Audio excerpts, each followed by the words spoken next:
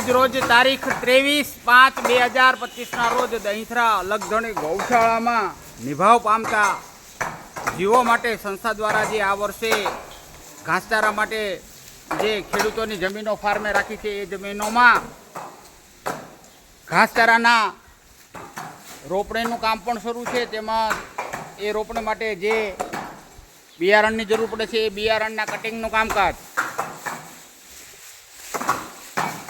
20 વીઘા 10% વાળું જે ખેતર છે એમાં અત્યારે હાલ રોપણીનું ચાલુ છે।